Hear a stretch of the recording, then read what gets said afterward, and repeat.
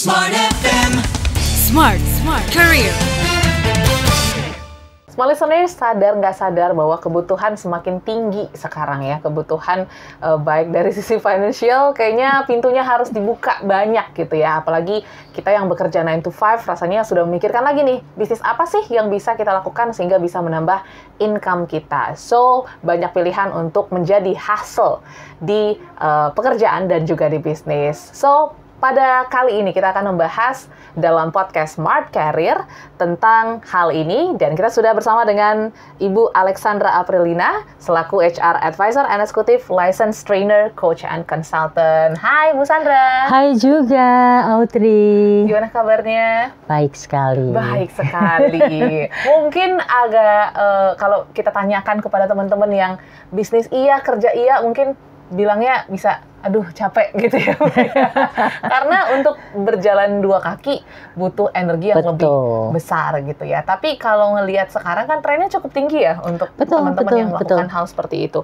Kalau menurut Bu Sandra nih ya, selaku HR Advisor, sah-sah aja nggak sih Bu sebenarnya kerja sambil bisnis juga oke gitu? Oke, kalau saya berpikir malah sebaiknya itu sudah mulai dirintis. Oke.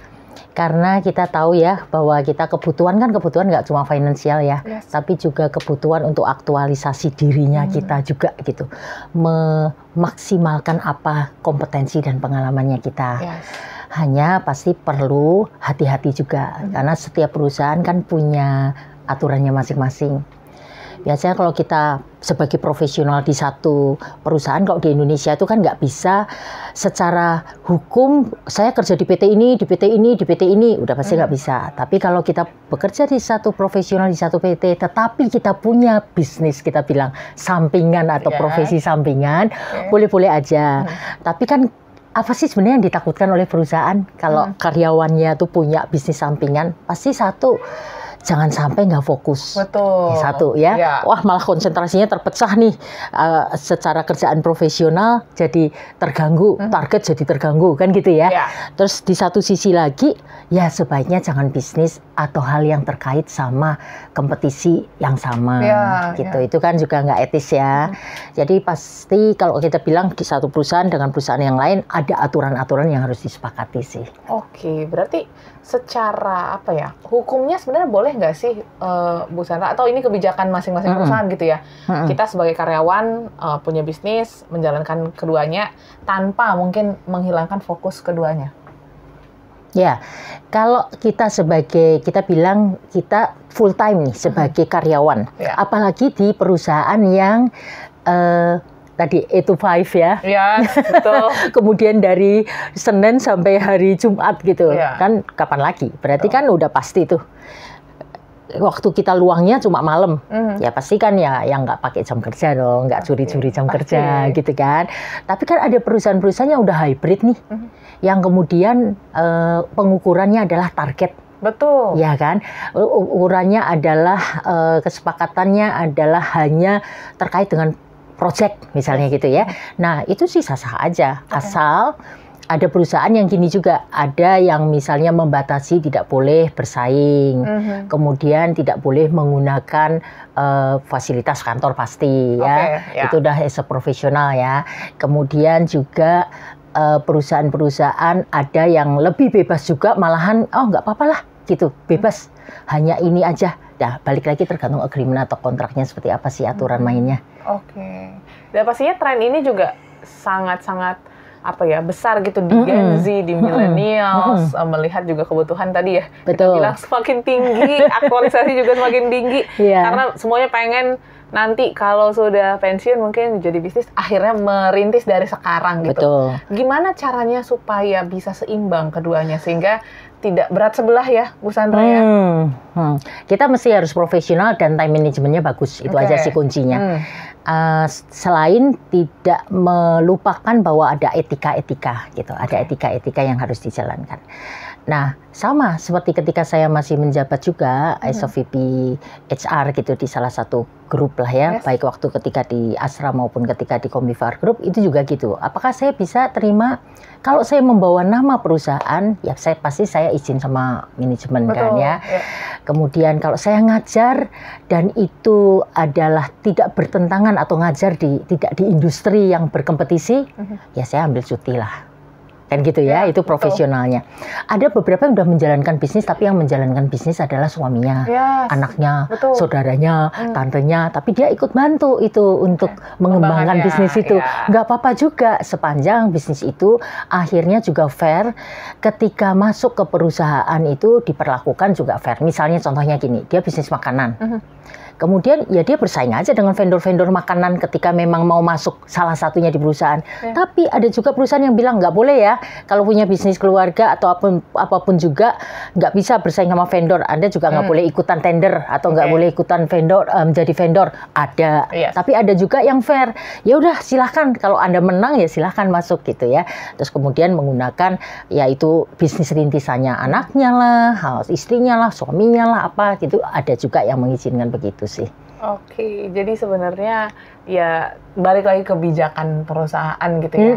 Itu tadi aku menarik sih bahas tentang fenomena hybrid, bekerja sebagai hybrid ataupun mungkin remote dan lain sebagainya. Nah, ini kan menjadi kesempatan yang besar ya Bu Sandra ya untuk kita yang mungkin pengen punya bisnis tapi cari kerjanya yang remote ataupun hybrid. Nah, gimana cara kita untuk memaksimalkan waktu tadi? Karena kan time management ini sangat penting. Apalagi kalau hybrid remote, kita kan nggak diperhatiin perusahaan ya. Kerjanya kapan gitu. Betul. Nah, ini takutnya waktunya terbagi-bagi nih Bu Sandra. Makanya harus disepakati jelas nih. Ketika bekerja as a profesional, targetnya apa, peran tanggung jawabnya apa, itu mesti disepakati jelas. Karena ada beberapa perusahaan yang ibaratnya target ininya itu belum jelas. Jadi itu kadang-kadang suka jadi tarik-menarik ya. Oh, nggak boleh lah Anda gitu. Padahal sebenarnya dia masih punya waktu, masih punya kesempatan gitu. Tapi dihalangi oleh segala aturan. Kalau saya sih nggak terlalu setuju ya. Karena kalau misalnya punya kesempatan, punya kompetensi, punya pengalaman, dan dia harus merintis karena suatu ketika toh di profesional kan juga pensiun ya. Betul. Ketika pensiun itu kan nggak mungkin perusahaan terus akan mempekerjakan dia terus kan. Terus dia nggak siap apa-apa gitu. Akhirnya jadi sengsara juga. Kualitas hidupnya, taraf hidupnya jadi turun gitu. Nah, jadi yang paling utama ya harus tetap sepakat fokus kepada apa yang jadi target, apa yang jadi peran dan tanggung jawabnya, apa yang jadi etika, dan apa aturan mainnya. Tinggal pinternya kita bagi waktu, karena semua orang waktunya kan 24 jam juga ya, Audrey ya. Nggak ada yang dikasih lebih dari 24 jam ya. Jadi pinter-pinternya aja sih ngatur yang 24 jam itu. Oke, dan pastinya seorang pekerja plus pebisnis ini juga penting nggak sih Bu untuk memikirkan delegasi, karena kan kita nggak tahu ya pekerjaan akan semakin banyak juga mungkin tanggung jawabnya ke depan atau mungkin naik jabatan dan lain sebagainya, sehingga takutnya bisnis yang sudah dikelola dari kecil gitu ya ingin kita kembangkan sampai nanti pensiun ini jadi berhenti setengah jalan, kan sayang banget gitu. Penting nggak delegasi ataupun mungkin mencari orang-orang kepercayaan untuk pasti. Sebenarnya nggak cuma kaitan ke bisnis sih, juga kaitan ke profesional kan kita mesti cetak suksesor ya. Betul. Bisnis boleh pakai delegasi dan sebagainya, karena suatu ketika kalau bisnis itu jadi autopilot, artinya kita nggak ada kita di situ, bisnis jalan terus dan mendapatkan cuan kan nggak apa-apa juga. Bagus banget kan. Dan itu kan mesti dirintis gitu dari sejak awal. Oke, jadi ini penting ya, di profesional harus mencari delegasi dan di bisnis juga penting mencari dimanapun delegasi. Juga di profesional harus ada suksesor, di bisnis juga harus ada yang meneruskan. Kok bisa sampai bisnisnya autopilot, sistemnya juga oke, orang yang dipercaya ada, kemudian kita tinggal menikmati hidup, bisnis jalan sendiri kan enak ya? Yes, ceknya tinggal weekend gitu ya Bu ya, jadi nggak mengganggu pekerjaan 9 to 5-nya seperti itu. Mungkin yang terakhir gitu yang menjadi mungkin tips and trick, karena teman-teman mungkin banyak yang sudah mulai memikirkan ya, tapi merasa kayaknya saya nggak mampu nih, waktu di kantor aja saya nggak bisa bagi dengan adil gitu untuk bekerja dan juga mungkin untuk menikmati hidup. Apa saran ataupun tips dari Bu Sandra untuk teman-teman yang mau memulai bisnis sambil bekerja? Kalau saya bilang mulai aja dulu gitu ya, kata iklan ya. Terus kemudian step awalnya ya harus mulai dari ya langkah kecil lah, gitu. Nanti besar atau enggaknya belajar dari itu kan dari langkah kecil itu maju tahap demi tahap. Dan saya juga bilang ya nggak semua orang itu cocok juga berbisnis. Kadang-kadang passionnya kita kan nggak di situ juga betul. Gitu ya. Sama seperti saya nggak kepikiran juga sih bisnis gitu ya. Tetap di dunia profesional. Saya menjadi coach, saya menjadi as a trainer, consultant gitu. Itu kalau orang bilang ya itu bisnis sendiri gitu. Tapi bisnisnya kan bukan bisnis dalam artian seperti kita buka industri di industri kan. Nggak selalu gitu. Jadi passion kita apa itu pasti kita akan all out kok. Karena akhirnya terasa sih orang yang seneng sama yang enggak gitu dari auranya. Betul, terlihat iya, terlihat. Oke. Jadi bisnis nggak harus seperti orang-orang gitu ya, harus bisnis kuliner, harus bisnis fashion, ikut-ikutan gitu ya. Padahal nggak punya pengalaman di situ. Nah itu, jadi bisa juga dikembangkan dari passion ya, seperti ya. Mungkin Bu Sandra jadi trainer, jadi konsultan gitu ya, ataupun Anda mungkin suka bikin konten, bisa juga dibisnisin gitu ya. Betul, atau hobi tertentu, menjadi kolektor apa gitu ya, kemudian akhirnya dia sangat ahli di bidangnya kan bisa saja. Yes, jadi bisnis ini bukan jadi satu hal yang menjadi sumber income lah ya, tapi juga bisa menjadi sumber aktualisasi diri seperti yang Bu Sandra katakan. Semoga ini bisa menjadi inspirasi untuk Anda small listeners yang mungkin ingin mencoba peruntungan di dunia bisnis, sekaligus juga menjalankan pekerjaan yang sudah Anda kerjakan. Semoga menginspirasi. Kita ketemu episode lain. Sampai jumpa dan sukses untuk Anda. Smart FM, Smart Career. Make your future better.